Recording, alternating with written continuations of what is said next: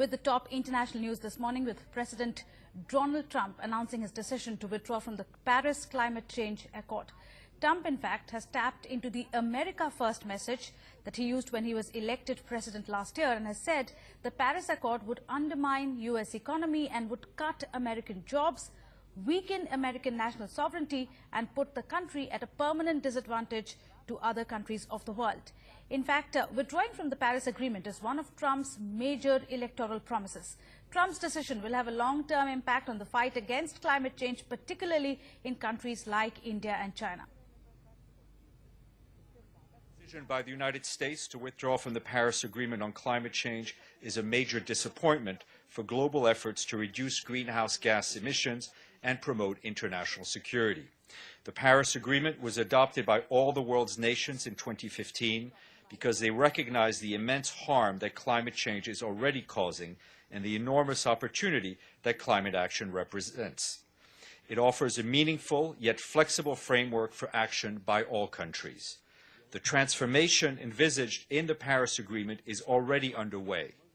The Secretary General remains confident that all other parties to the Paris Agreement will continue to demonstrate vision and leadership, along with very many cities, states, and businesses in the United States and around the world, by working for the low-carbon, resilient economic growth that will create quality jobs and markets for the 21st century economic prosperity. It is crucial that the United States remains a leader on environmental issues. The Secretary General looks forward to engaging with the American government and all actors in the United States and around the world to build the sustainable future on which our grandchildren depend. So the word that's coming from the U.S. President is that the Paris Climate Accord has given a better deal to some of the world's highly polluting countries like India and China and left the U.S. hamstrung. This is in his own words. India, he said, makes its participation contingent on receiving billions and billions and billions and billions of dollars in foreign aid, and China will be allowed to build hundreds of additional coal mines. India will be able to double its coal production, but we are supposed to get rid of ours. This is, of course, in the words of the U.S. President. Let's bring in the Director for the Center for Science and Environment, Sunita Narayan, on the phone line with us.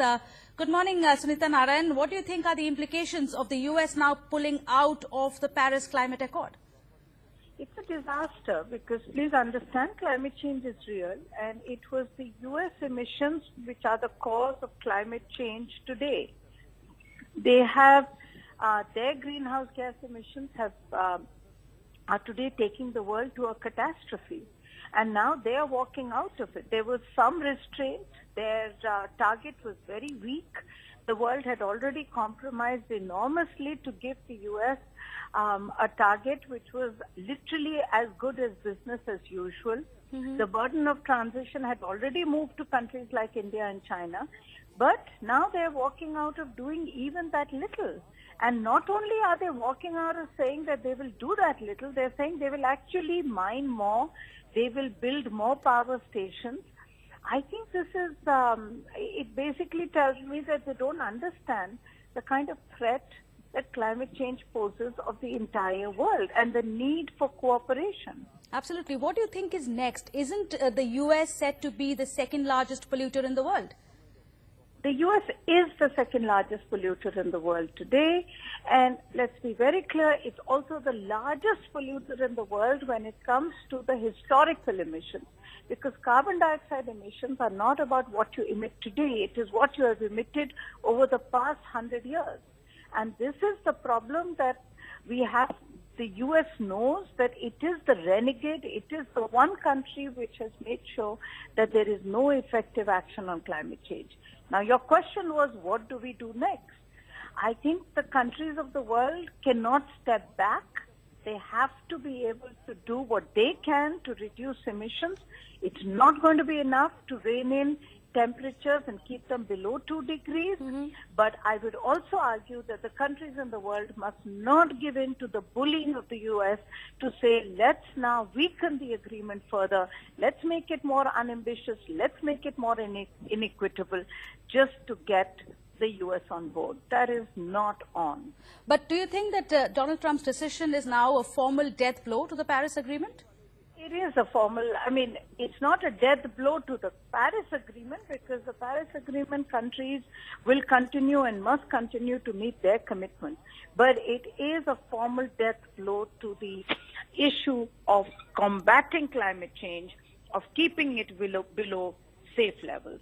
Because without the U.S., which, as you said, is the world's second largest polluter, and as I said, has the highest historical emissions, there is nothing you can do to reduce greenhouse gas emissions.